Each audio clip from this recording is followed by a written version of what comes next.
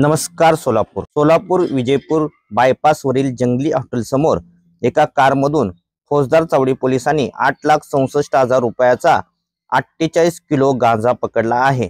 मंगळवारी रात्री 11:30च्या सुमारास फौजदार चावडी पोलिसांनी ही कारवाई केली। कागदपत्रे दाखवण्याचा बहाणा करून चालक पसार झाला आहे।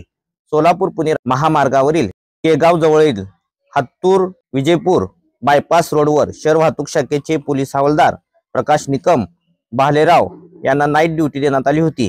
रात्री 11:15च्या सुमारास वाहन तपासणी करताना त्यांनी MS-47 पासिंग असलेली कार थांबवली।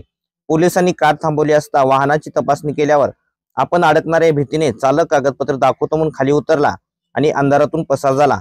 त्यानंतर पोलिसांनी गाडीची झडती घेतली असता गाडीच्या डिक्कीत गांजाने भरलेले पोते आढळले। कर्मचाऱ्यांनी वरिष्ठ पोलीस निरीक्षक अरविंद माने यांच्याशी संपर्क करून माहिती दिली। पोलीस निरीक्षक तानाजी दराडे, सहाय्यक पोलीस निरीक्षक शंकर धायगुडे, रोहन खंडागळे त्या ठिकाणी गेले।